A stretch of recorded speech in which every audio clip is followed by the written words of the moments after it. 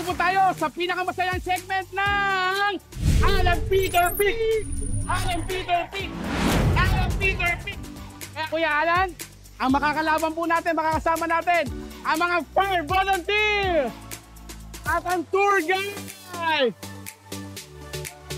Kaya mga taga-CIA, ang makakalaban ni Kuya Alan, tignan po natin ang ating mga ilalim na upuan para makita po natin ang CIA Lucky Card!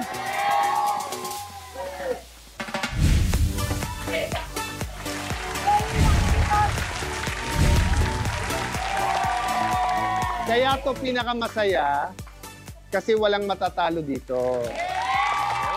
Pag natalo ko kayo, may 2,000 pa rin kayo. Pag natalo niyo ako, may 5,000.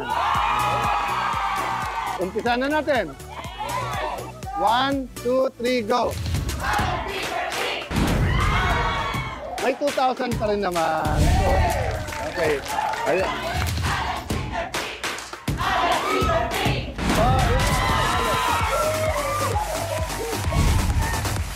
Next.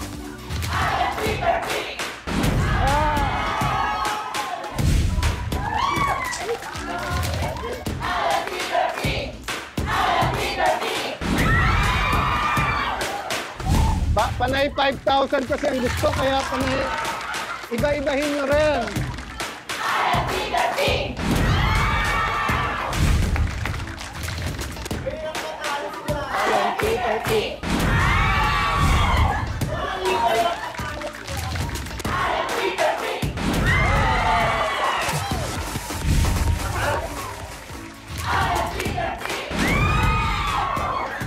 Ano nangyari?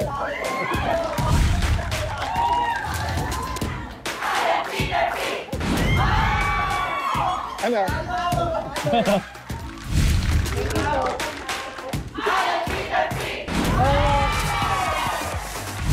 Congratulations.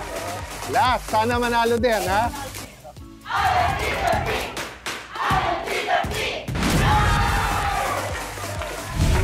Congratulations. Sabi ko naman, walang natatalo. So, siyempre, yung iba natin tour guide at fire volunteer, hindi naman nakasali. Pero, meron kayong gift from JC Premier and Ensaymada galing sa La Luna Cafe.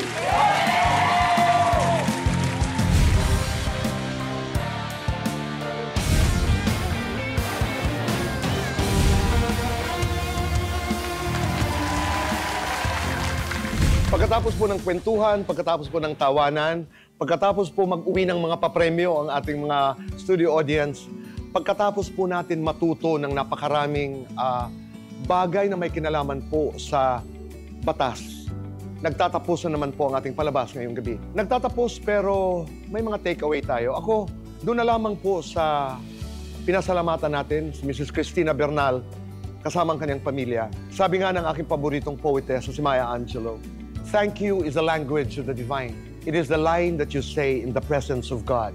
Maraming salamat. Kasi ako nararamdaman ko, pag nagpapasalamat ka, parang nagkakaroon po ng puwang sa iyong buhay, puso at kaluluwa ng mas malaki pang space for more blessing. Katulad po ng ginagawa nila Mrs. Bernal na dahil na-bless po sila sa isang bagay na may kinalaman sa kalusugan, nagbabalik po sila at ipinagpapatuloy po ang kabutihan at ang kabaitang ito sa pagtulong naman sa pagdugtong ika nga ng pag-asa ng buhay sa kapwa.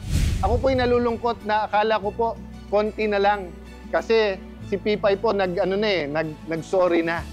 Pero yung pala, yung 1 inch pala ay pwedeng maging ilang kilometro din pag malalim po talaga ang hugot at ang galit, no? So nalulungkot man ako na hindi nagkasundo si Melody at si Pipay at mukhang magkakasuhan. 3 lesson ko. Una, talagang huwag payagan na lumalim masyado yung away at yung galit.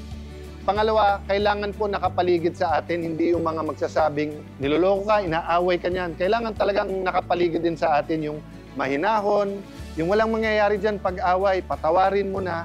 Pangatlo, kung hindi magawa nung iba, tayo, wag natin titigilan. Having said that, parati pong pinapaalala ng aking pong tatay, si Senator Rene Compañero Cayetano, na wag magpaapi, alamin ang ating batas.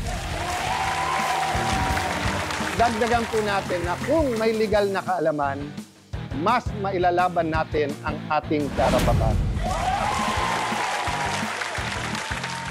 Maraming salamat po. God bless us all. At katulad ng sinasabi ho namin tuwing tayo nagpapaalam dito sa ating programa, doon lagi tayo sa tama. Dahil sa batas, wala tayo mawala. Kita-kita tayo muli next week at sana'y piliin niyo po kami na makasama muli sa susunod na linggo. Dito lamang po sa Cayetano in Action with Boy Abunda.